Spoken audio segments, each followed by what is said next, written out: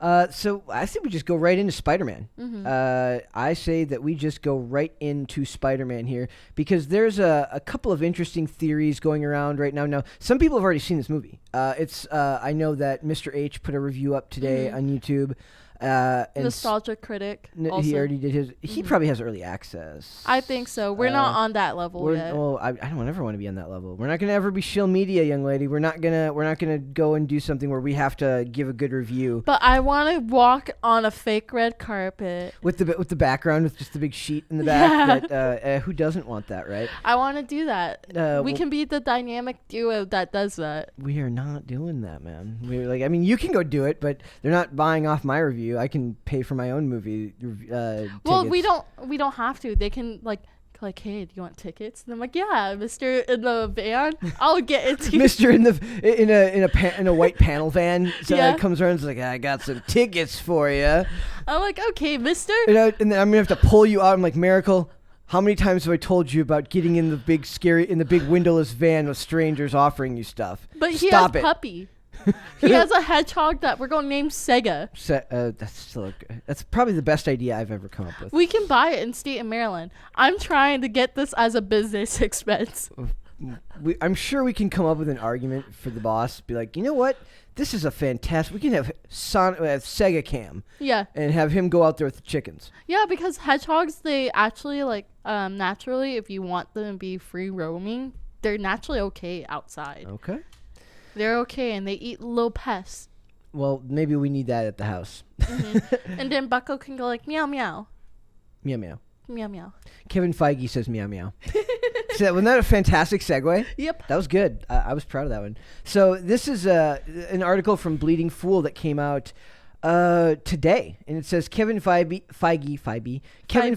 explains why it's time for Sony's Venom to meet Spider-Man. This is why I got excited about that rumor that we've been hearing. Now, for anybody who's watching this, this is not a spoiler for Spider-Man No Way Home because we have not seen it yet, but there's rumors going around. Everyone knows about the very, very common thing that they expect to happen, meaning that we're going to get all three live-action Spider-Man, all three live-action Spider-Man in the same scene together. We're going to see them in the movie, meaning we're going to see Tobey Maguire, Andrew Garfield, and Tom Holland all together, and they're going to, unless they're stupid, reenact the famous meme from the cartoon of them all pointing at each other. I want that. If they don't do that, they have officially lost their minds.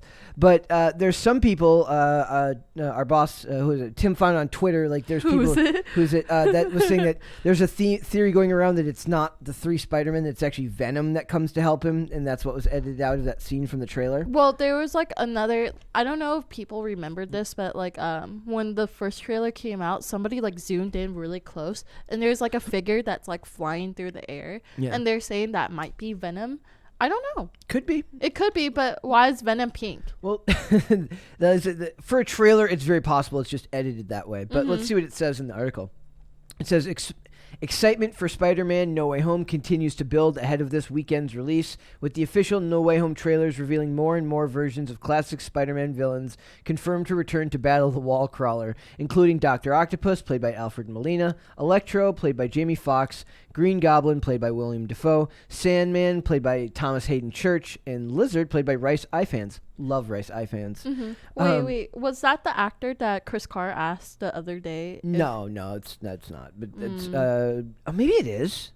It could have been. Because I remember something Church. Yeah. He was asking about Sandman. That was Sandman. That was Sandman. But, he was asking about Sandman, who's the actor that was going to play it, because he's really excited to know. The funny thing is because Rice Ifans, who's I remember him. He weirdly enough from the show Elementary. He played Sherlock Holmes' brother. But he was in Snowden, and he was in, remember we were talking about, who is it yesterday? Hugh Grant. He was in Notting Hill with Hugh Grant. So these guys are part of that same era in Hollywood, but he's also going to be in the new Kingsman prequel, because he's in the other ones. So we'll talk about that when that comes out, because that's coming up soon.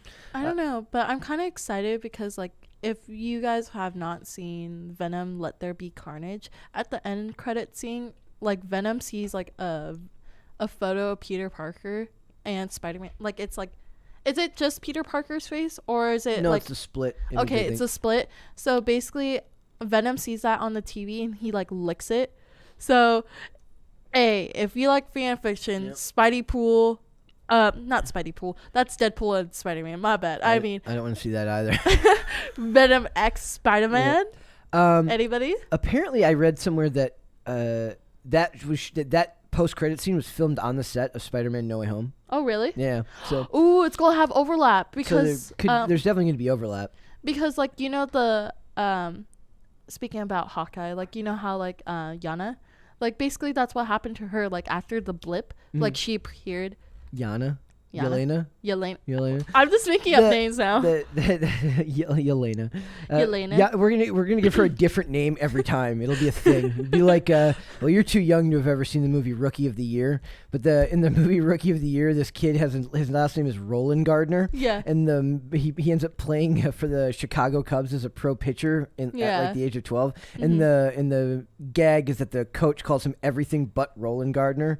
He's like Rosenberger, Rulenfurter. He says everything but his name. Mm-hmm. But then in the very last scene before the big climax, he goes, Roland Gardner, get in there. And then he turns to the other guy and goes, what did you just call me? Because he finally gets it right. Yeah. We'll make that a gag with Yelena.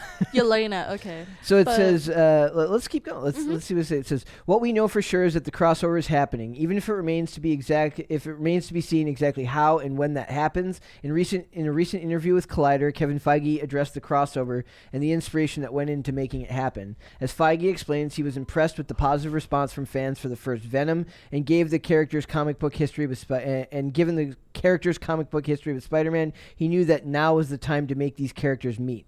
Quote, you look at the obvious comic connotations between Venom and Spider-Man, and it's inherent. So the minute Sony made their Venom movie and it worked as well as it did, and Tom Hardy became as iconic as he has become as Venom, then the obvious question is, how do we start to merge them?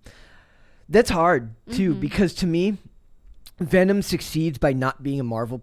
It's a Marvel character, but it's not a Marvel property. It's a Sony property, and I feel that it's accomplishing what it's accomplishing by not being the traditional Marvel film, even though it is very much a basic, almost paint by numbers comic book story in a lot of ways. It doesn't feel to me like a Marvel movie. It feels like a comic book movie from like the early 2000s. I always make the comparison to Daredevil, which everybody hates, but like right now we're so starved for like just non-agenda driven movies that we're just excited to not have to put up with that. But for sure, I think there's definitely a chance that ends up happening here. So I have this pulled up from Distractify, which I don't know how much credibility there is, but basically they go into like what we know about the movie and what we don't. So if you guys don't want to know anything, this isn't really spoilers, but they just talk about stuff that's already been seen in the trailers. So it says Green Goblin makes an appearance, the Sinister Six assemble. That's this, like you can literally see it right there. You can see Electro, you can see Sandman. It says Spider-Man gets new threads. I believe that was the 2099 theory that they were talking about. And then Doctor Strange, and then here's theories, not stuff that's confirmed. It says there's a theory that Doctor Strange lives at the end of the film. A theory that alternate Spider-Man will show up out from outside the MC to help outside Spidey, meaning that alternate Spider-Man will show up to help out Tom Holland Spider-Man. So we know that one. That's Andrew Garfield, Tobey Maguire. And then here it is right here. Theory is that Venom shows up somewhere in the film. It says, with his inclusion in the film already teased at the end of Venom Let There Be Carnage, we could very well see Eddie Brock, played by Tom Hardy, and the symbiote show up at one point in the film. In fact, there could very well be the getaway we need to see Tom Holland's Peter Parker grow through his own black suit phase. I don't see that happening. Not anytime soon. No, because like he's already the cool Spider-Man because like he has all the Stark tech built into his suit. So I think he's like cool Spider-Man unless like they want to outdo like Miles Morales or Spider-Man 2099. But some people don't like the fact that he's got all the Stark tech. Like some people just call him Iron Man Jr. and are not a fan of that, feeling like he's like just junior Robert. He's junior Robert Downey Jr. No, but he's junior Tony Stark. But there's a theory like so did you watch Iron Man 3? Yeah. So you know that little kid. Mm-hmm. So that little kid, and then at the end credit scenes, like not at the scenes, like the end credits. Like I've only seen Iron Man 3 like 2 or 3 times, which Okay. is like that's a lot for me for a Marvel movie. But I actually love those Iron Man movies more than. I'm just kidding. So say it again. No, so the little kid. So the little kid, and then at the end credit, you hear this like mechanical Oh, noise, wow. and they're saying that little kid is going to grow up to be Iron Lad. So everybody's saying that Peter Parker, Tom Holland's Peter Parker being Iron Man Jr. I don't think it's going to be possible because they are setting up for Iron Lad. Well, also I think they're doing Ironheart. Yeah, they are. That's confirmed. Ugh, I have no interest in. Dude, You're gonna make me watch that out of revenge for making you watch Hawkeye. I'm not watching it either because I'll watch. We're gonna watch it. It's just I think Ironheart wasn't she like most hated, but everybody liked Shuri. nobody likes Ironheart as far as I know. Like nobody likes Ironheart, but everybody loves Shuri, like a lot. Shuri. Well, you mean like The comic books. yeah. Like I mean, like in more so popularity. that, yeah, like from what I've read, like I don't read those comics now. Like it's modern day Marvel is kind of a dumpster fire, but that's my personal take on it. So this is the Kevin Feige article that they were talking about, and it says. Basically, they're just asking questions about how they're going to get him in there. So, do you think that it's going to be the scene they're talking about? Is that one from the trailer where they're where they feel like they took out the other 2 Spider-Men, and that in that scene instead of that, what you see is actually Venom in the final product, because they did the same thing when Infinity War was coming out. There's this scene of Thanos when he flexes with the Infinity Stones on the gauntlet, and in the final, in the trailer, he has like 3 or 4 of the Infinity, or two of the Infinity Stones in the scene from the trailer, but in the final product, he actually had more. So they actually changed that scene just for the trailer to make it so that you wouldn't be spoiled with what was going on there. So they do that stuff. That's very tricky in the way of editing and cutting things together to keep people guessing. We need to be on that level. Yeah, well, they do that. They're very good at keeping people guessing. So I don't know. It's funny because there's like every day I'm like, are people sick of talking about Spider-Man yet? And like nobody's sick of talking about Spider-Man. They really are. They're like, I don't know if this movie can live up to the hype that it's surrounding itself. Wouldn't that be really sad? Everybody's like disappointed. They're like disappointed. Mr. H loved it. Said he absolutely loved the movie. I watched about 3 seconds of the review and I turned it off just because I don't want it to color my opinion of when we see it tomorrow. But I read about 5 to 10 comments, and in the general consensus, and I'm guessing these all must be people in Britain, that they really enjoyed it and they felt that Peter Parker really comes into his own. Tom Holland comes into his own as the character, which would make sense given the fact that they want to do 3 more films with him. So they want to make it a double. Is there a word for double trilogy? I don't know if there's a word for double trilogy. Quadruple. Trilogy. I have no idea. Trilogy. But they want him, to take over that role as to become the Tony Stark of that universe. And Tom Holland is progressing well enough as an actor, has enough gravitas in his performance that I think he can do that. So I don't know. This will be interesting to see if this lands the way that Spider-Man 3 from the Tobey Maguire never was able to pull off, meaning my one consistent fear that I've had throughout all of these topics is that there's just too many villains. Like, it's just too many people. Do you think that's the Spider-Man curse? I think I asked this before. Having a rogues gallery does not mean... It's like the opposite problem Batman has. Batman always ends up being just going back and dealing with the Joker. But Spider-Man, always in that third movie, has like a gazillion villains. But I love it when they always do the Joker. Like, now it's like cliche. They're like, Joker secretly is in love with Batman, and he doesn't like it when he doesn't pay attention to him. Because it's 2021 and everything has to be about Well, stuff have you like seen... that. Lego Batman? Yes. Yeah, like that end scene where he's like, "Oh, thank you so much. Yeah, you're my most favorite villain ever." I mean, it makes sense, but to me, it's just like, can we just keep it out of it? Can you just be a bad guy? Does it have to be something weird 2021 shit that we don't need? Well, it's not weird. I feel like it kind of builds into the cycle. He says it in the movies too. In The Dark Knight, he says, "You complete me. You're garbage that and he says, "You're garbage that kills for money." So the Joker has always felt that way. I don't think Batman feels that way. Batman's like, "I must kill you." No, Batman won't kill him, and that's why the Joker keeps getting away and hurting people. Well, no, if you watch Batman Beyond, he does die, but then somebody else replaces him. There you go. Cartoons. I don't get. I'm talking movie canon and cartoons. Well, this is canon.